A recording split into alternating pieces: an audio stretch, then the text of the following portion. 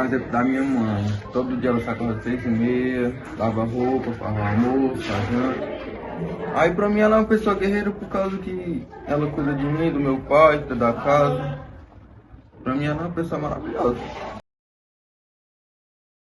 O que significa mulher pra você? Eu não sabia o que responder, não. Eu acabo sendo machista. Mulher para mim é um ser importante, como todo ser humano, que desempenha vários papéis na sociedade, como minha mãe e minha irmã foram na minha vida, muito importantes, as mulheres que eu amo, que me ajudaram e me educaram, me fizeram quem eu sou hoje e me ajudam até hoje. Por que é importante? Não sei, porque todo dia é dia da mulher, né? Mas esse dia é só um dia mais que a gente meio que lembra, assim, tira pra lembrar, dá presente. O que o Dia da Mulher significa pra você? O Dia Internacional das Mulheres, ele é um dia reflexivo, sabe, Gita? Ele é um dia de luta, apesar do capitalismo ter se apropriado desse dia, tornado um dia comercial para comprar presente, mas ele é um dia reflexivo, inclusive um dia de luto. Esse movimento ele começa na Primeira Guerra Mundial, onde as mulheres russas vão sair à rua pedindo paz e pão. Veja, um grupo de mulheres camponesas vão lutar para que os maridos e os filhos voltem da guerra. E aí vai ter uma conferência internacional no dia 23 de fevereiro, no calendário russo, vai ser, na comuna lá, das mulheres, vai ser decidido como o Dia Internacional das Mulheres, que no nosso calendário equivale ao 8 de março. Mas seria um dia de luta e protesto. E é bem importante a gente frisar, quando você pergunta para mim, e quem sou eu? Sou mulher preta. Então, enquanto essas mulheres estavam lutando por melhores salários, elas exploravam as mulheres negras. Então, o dia 8 de março, eu penso que ele é assim, uma data importante, mas a gente tem outro dia das mulheres, que é o 25 de julho, que é a marca das mulheres negras, latinas e caribenhas. Então, nós temos 2 dias importantes sobre o Dia Internacional da Mulher.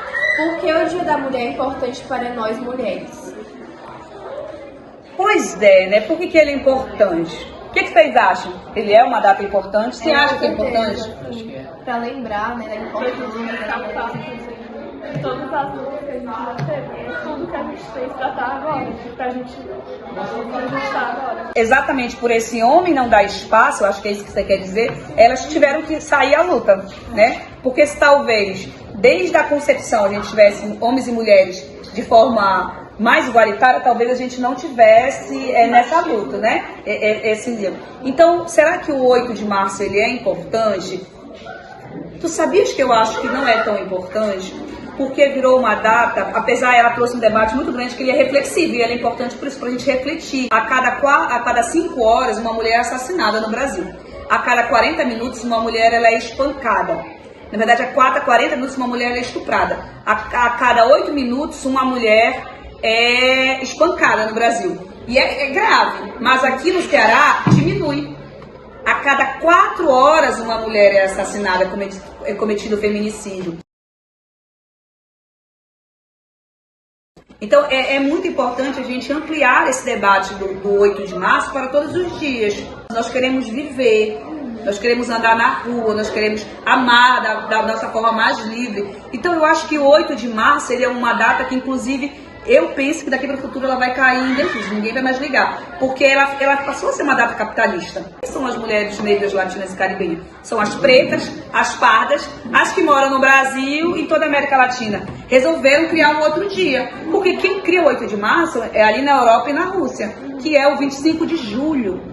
Que é o debate, ei, nós estamos aqui, queremos creche, queremos viver, estamos aqui nas escolas públicas lutando, porque o processo ele é muito mais doloroso quando você é mulher e você é pobre. Ou quando você é mulher, você é pobre e você é negra. Ou quando você é mulher, pobre, negra e da comunidade LGBTQIAP+.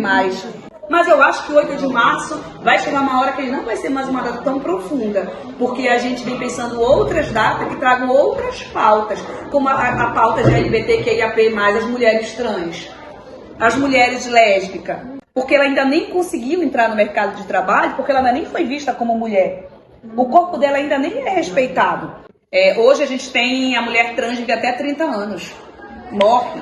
morre não ter acesso à saúde, morre de violência. Então, assim, é muito... O Brasil é o país que mais mata. O Brasil é considerado um dos países mais homofóbicos, principalmente por ele ter uma base cristã, né? A gente vai ter outras datas que incluam, né, muito mais. A gente tem a Semana da Maria da Penha, que para mim é muito mais profunda do que 8 de março, que é uma semana de debate, de falar sobre uma mulher cearense que teve que virar paraplégica para poder ter a sua vida garantida. Aquele ditado, eu tive que andar para vocês correrem, né? Não, pra gente andar, a Maria da Penha correu foi muito. Ela chegou aqui, era tudo mato. Então o processo ele é muito maior, muito mais amplo. Eu acho que as pautas cresceram. Teve algum episódio da sua vida em que você se sentiu desprezada por ser mulher? Mulher, a pergunta deveria ser: teve algum episódio da sua vida que você se sentiu prestigiada por ser mulher? É muito louco essa ideia de ser mulher. Em um país onde a gente tem a dominação masculina, que é a cultura do homem que deve prevalecer sobre as mulheres. Passei e passo por muitas questões por ser mulher. Desde de enfrentar o assédio, desde provar que eu realmente sei alguma coisa, né? Tem que provar o tempo todo que você sabe. E a própria questão do corpo. E o outro momento foi quando eu fiz uma seleção no Pará para trabalhar. E aí na entrevista, eram 2 mulheres me entrevistando. E ela me perguntou se eu tinha filho. Se tem uma filha, quantas ela tem? Aí falei, na época acho que Maria tinha 6 anos. Ela, e com quem ela vai ficar? A entrevista era para ser professora. Acabou a entrevista para saber se eu sei dar aula, se eu sei me relacionar, e passou a ser uma entrevista da minha vida. E quantos anos ela tem? Eu digo, tem 6 anos. E com quem ela vai ficar? Você tem alguém para deixar ela ficar? Eu disse, olha, a minha mãe me ajuda e eu vou chamar alguém para me ajudar, né? Pagar remunerado. E o pai dela? E eu comecei a ficar constrangida, porque eu sou mãe solo, né? Ou seja, e aí eu tenho certeza que se fosse uma entrevista para um homem, ninguém tinha perguntado. Tinha perguntado, tem filho? Ok, mas com quem você vai deixar? Você tem com quem deixar? Aonde ele vai ficar? Eu acho que essas outras perguntas não teriam sido feitas. Tem um pai ausente, ok, o menino caiu, se bateu. Cadê a mãe desse menino? Ninguém pergunta cadê o pai desse menino. Quando tu pegas um comercial de carro, aí tem um homem lá todo tosco, uma mulher linda, maravilhosa. Mas a mulher, ela tá como um troféu do homem que dirige. Ela não está ali, uma recompensa. Se ele tiver aquele carro, ele vai ter aquela mulher, não ela como dirige. Então eu tô te falando, então botei o pé na rua, começa. Desde eu dirigir, desde eu estacionar, desde eu ir deixar minha filha na escola, desde eu ir comprar alguma coisa, comprar comida. Então todo dia, eu acho que a partir do momento que a gente se levanta, nós como mulheres, nós estamos em batalhas internas e externas muito grandes, muitos processos que a gente passa, e esses processos eles são muito estruturados na sociedade e a gente precisa desconstruir, precisa ocupar esses lugares. Então, numa casa, as mulheres sabem arrumar casa e os homens não. Isso é uma outra questão, né? Que, por exemplo, eu sou uma ótima cozinheira, inclusive gosto de fazer propaganda, mas eu sou uma péssima dona de casa. Eu faço, mas não é o que eu gosto de fazer. E é um processo assim, porque tu pegas, a maioria dos homens não sabe cozinhar. Mas será que eles têm um bloqueio mental para não cozinhar, ou será que eles não são inseridos nesse cenário doméstico? Estou usando exemplos menores, né? Mas tem exemplos que dá medo de andar na rua. O menino pode sair, andar na rua, tirar a camisa na hora que ele quiser, de madrugada, pode beber, ir pra festa da PT, pode pegar todo mundo, né? E nós mulheres sempre nesse espaço de muito medo, imagina sempre uma balada e não bebam, né? Mas quando forem adultas, é o medo que dá, né? Então são processos muito difíceis. O que o menino gay tem a ver com as mulheres? O que será? Exatamente, tem a ver, porque isso é coisa de mulherzinha, ele é afeminado, desmunhecou. O ódio é tão grande às mulheres que ele respira nos homens. Né? Eu tenho alunos que são homossexuais, que dizem, meu pai disse que eu posso ser homossexual, não tem problema, mas desde que eu não me vista de mulher, desde que eu não gosto de maquiagem. Então o problema da homofobia também é uma misoginia. também é um ódio das mulheres. E isso gera morte, gera suicídio, gera exclusão social, isso gera depressão, isso gera abandono escolar. Então percebe que a homofobia também tem uma base no machismo. Uma base não, ela é plantada lá dentro do patriarcado, dentro da dominação masculina. Então meu ódio aos homossexuais não é a eles em si. O meu ódio é às mulheres. Né? O meu ódio é que eu não aceito que ele seja afeminado, eu não aceito, isso não pode. Porque o homem que é homem, que tá ok, ele não tem problema de cuidar dos filhos, de fazer um carinho na esposa dele, de fazer uma comida para ela. Porque a sexualidade, ela não determina o seu gênero. É muito importante que a gente tenha consciência de classe nesse debate. E eles combinaram de nos matar, disse a Conceição Evaristo, e nós combinamos de não morrer. Nós combinamos entre nós mulheres a viver, e viver bem. A violência contra as mulheres, ela interdita a participação das mulheres na sociedade de diversas maneiras. Primeiro, que ela atinge a autoestima das mulheres. Uma mulher que sofre violência doméstica e familiar, ela se sente incapaz de demonstrar sua capacidade. É a forma que, infelizmente, os homens encontram para diminuir, para nos desencorajar a expressar a capacidade que nós temos, o potencial que nós temos. E a gente não vê essas marcas, mas quando você observa que uma mulher ela não se sente encorajada nem empoderada para assumir as suas capacidades, quando ela se sente um nada, você vai atrás, ela está sofrendo diariamente, por muito tempo, a violência psicológica e emocional. E é muito difícil uma mulher superar isso, ela precisa de ajuda. Ela precisa de uma rede de ajuda que possa mostrar a ela que ela é capaz, que ela pode, para que ela dê esse passo decisivo na sua vida. Nossa, a educação é um espaço de excelência para a gente trabalhar as relações de gênero. O que são relações de gênero? São relações que definem o papel e o espaço das mulheres na sociedade. A gente aprende pelo exemplo. Aquilo que a gente vê, a gente, na maioria das vezes, acredita que é o nosso destino. Quem vai desfazer isso? Quem vai desconstruir? Quem vai problematizar essa situação? Porque o trabalho doméstico e familiar, ele aprisiona muitas mulheres que deixaram de estudar, que deixaram de se desenvolver como profissionais, como intelectuais, porque estavam presas. Mas a escola, ela tem um papel a cumprir. Ela pode tensionar, ela pode problematizar essas relações. A escola pode problematizar isso.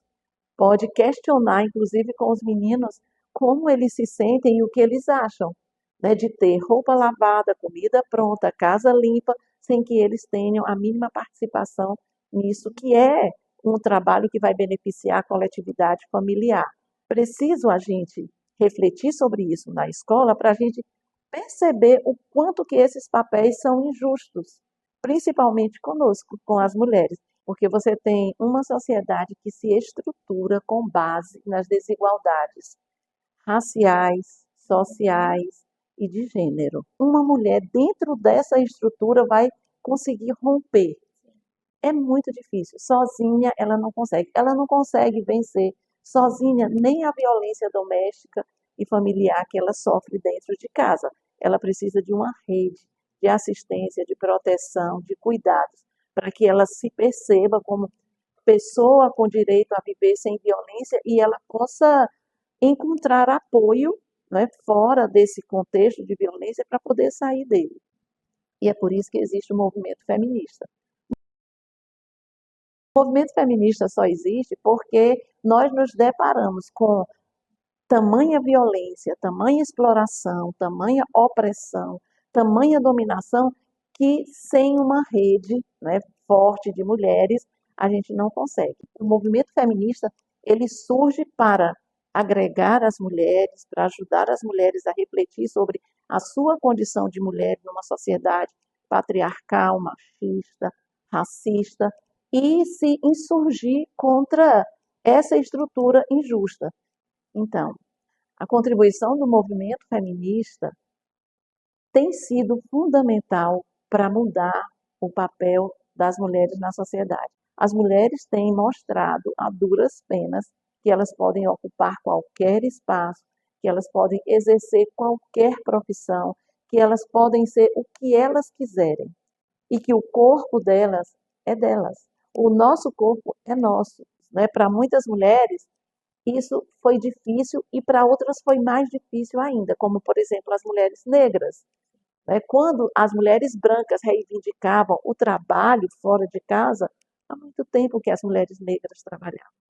Então, quando a gente fala, né, sobre as conquistas das mulheres, a gente tem que dizer que existem mulheres que lutam muito mais ainda, porque dentro do universo feminino existem mulheres que sofrem mais discriminação. As mulheres pretas, as mulheres lésbicas, as mulheres idosas, né?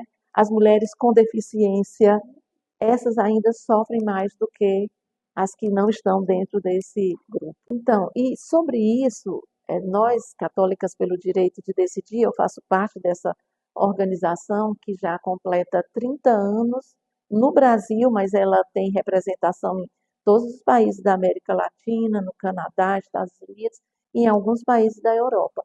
E a gente vem, ao longo desses 30 anos, trabalhando na perspectiva dos direitos sexuais e dos direitos reprodutivos das mulheres.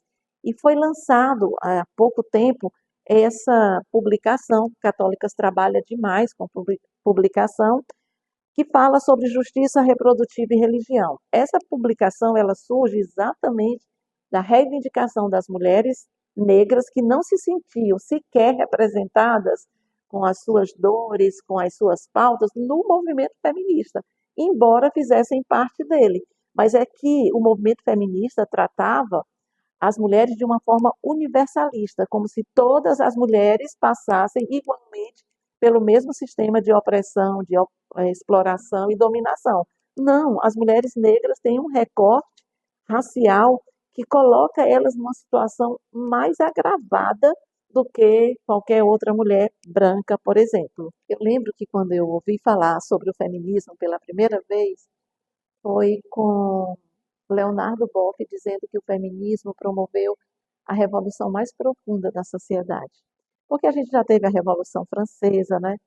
A gente teve muitas outras revoluções, a cubana, mas nenhuma delas deu conta da transformação das relações entre mulheres, homens, né, e pessoas não binárias. E mexer nessa estrutura é mexer em todo o restante da estrutura, porque é com base na exploração do nosso trabalho, na submissão das nossas vidas, que o capitalismo se ergue, que o patriarcado se mantém, que os fundamentalistas são alimentados, que o racismo é perpetuado. Então, mexer nessas relações é mexer na estrutura, na base da sociedade. Mas há também um movimento que insiste em ser respeitado na sua representatividade, né? E isso passa não só pela mídia, mas passa também por todos os setores da sociedade. Recentemente, a gente teve a coroação de Nossa Senhora aqui na nossa paróquia. E eu já vivi muitos anos e já vi muitas coroações acontecerem, mas eu não me recordo de nenhum anjinho negro coroando Nossa Senhora. Não existe anjo negro. A representatividade ela é importante. É preciso que a gente se veja nesses espaços para a gente se sentir reconhecida, valorizada e pertencente a essa sociedade. A equidade, né, que é a igualdade de oportunidade para que a gente tenha uma sociedade mais justa, mais solidária. Nossa, é difícil definir porque nós somos tão diversas, tão plurais, tão capazes, né? Mas eu diria que nós mulheres somos seres incríveis, extraordinários, capazes de superarmos todas as adversidades que a humanidade tem imposto a nós. E nós existimos porque nós resistimos. Nós existimos porque nós não aceitamos esse lugar de submissão, esse lugar que nos condena a sermos as responsáveis pelo pecado no mundo e por conta disso ainda hoje a gente carrega culpa que não nos cabe que por conta dessa culpa, a gente muitas vezes se submete à opressão, por acharmos que a gente está pagando por algo que inclusive a gente não fez. Falar também sobre nossos direitos sexuais e reprodutivos, para dizer que hoje nós enfrentamos um problema grave, gravíssimo. Em 2023, o ano passado, a gente tem uma pesquisa que revela que mais de 12 milhões de meninas entre 8 e 14 anos engravidaram e pariram. São mães. Nós, católicas pelo direito de decidir, a gente reafirma essa frase de que meninas não são mães. E estuprador não é pai. No Brasil, desde 1940, existe uma lei que permite a interrupção da gravidez quando ela resulta de estupro, quando ela coloca a vida da mãe em perigo ou quando o feto é anencéfalo. Para isso, a gente precisa de políticas públicas que garantam que essa interrupção seja feita no hospital público com total segurança para essas meninas e adolescentes. Empurram essas meninas para uma maternidade para a qual elas não decidiram, elas não estão preparadas. Lutar pela legalização do aborto, pela descriminalização do aborto, é um direito sexual e reprodutivo de todas as mulheres. Nós temos direito ao nosso corpo, à nossa sexualidade e à nossa reprodução, que ela seja livre, prazerosa e respeitosa. Bem, assim, a dificuldade às vezes que tem, né, que existia antigamente mais, era em relação que a educação era mais voltada só para homens, né? Poucas mulheres, elas participavam dessa parte, elas estavam mais em casa, né, tomando conta dos filhos, né? Desde pequenas já as mães já colocavam as filhas para ter responsabilidades domésticas, né? Mas hoje em dia a gente vê que isso está diminuindo, né? Tem melhorado essa questão do acesso, né? O acesso agora ele está tanto para mulheres quanto para homens, né? De forma geral, a gente pode perceber que o espaço, né, que a mulher está ocupando um espaço maior na sociedade, né? Aconselha que esse professor ele tenha esse lado sensível, né, de perceber, não importando o gênero, né, da pessoa, perceber a necessidade, né, ter sensibilidade e estar para o lado mais emocional, né? Por isso que é bom uma pessoa para conversar, para analisar, né, para estar ali orientando, né, como ele pode estar vencendo aquela dificuldade ou aquele desafio que possa estar sendo enfrentado tanto na escola quanto fora da escola. Então a gente vê que às vezes a mulher é muito cobrada por você é mulher, então você tem que fazer isso, né? Você não pode estar em determinada profissão que é de homem, né? Então a gente ainda observa isso nos nossos dias atuais, né? E a mulher ela tem que estar em qualquer ambiente que ela se sinta bem, né? Então não existe aquela profissão que é de mulher ou aquela profissão que é de homem. Então é bom trabalhar isso desde a juventude para que a criança, o adolescente, ele cresça sem trauma, né? De estar fazendo algo que às vezes a sociedade impõe à pessoa, mas ela não se sente bem fazendo aquilo. Hoje em dia a gente observa que as mulheres elas estão inseridas em vários ramos da sociedade, né? Tanto seja na profissão de policial, de médica, né? Professora, que é muito comum, mas também na parte política. A gente observa que tem candidatas, né, que ocupam cargos de vereador, cargos de prefeita, né? Até de presidente, né? Que já aconteceu no nosso país. Então a mulher ela já está se inserindo bastante. Antigamente era uma coisa assim, não era só para homem, era voltada só para homem. E hoje não, a gente percebe que a mulher está ganhando o seu espaço.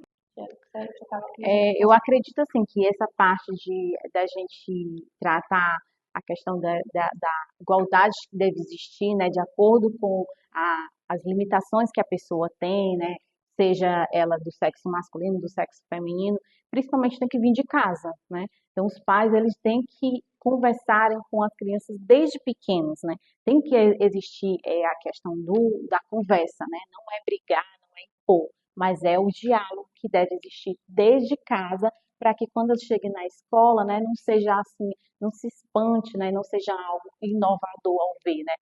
Bom, gente, o nosso documentário fala sobre equidade de gênero e direito das mulheres. E a gente tem como objetivo de mostrar como nós mulheres se sentimos e como somos impostas, colocadas na sociedade em relação a isso. Muitas pessoas não conhecem esse conceito de equidade E é compreensível porque é um conceito que ainda está não é tão falado. Isso, ainda está se desenvolvendo na sociedade. E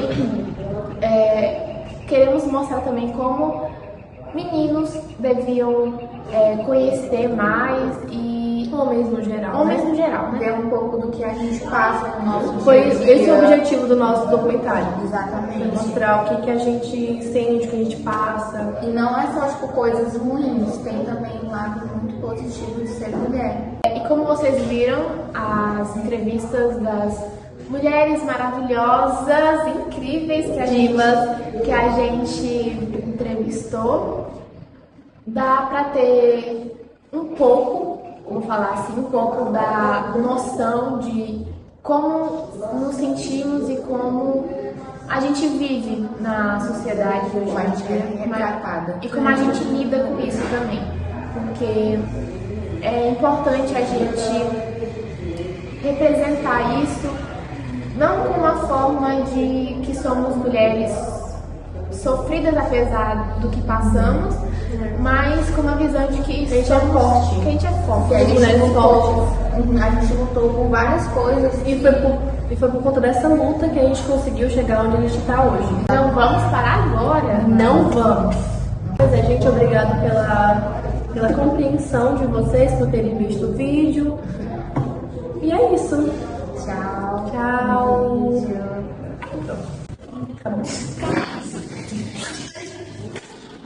Pois é, Renata, aí boa sorte aí, viu? Que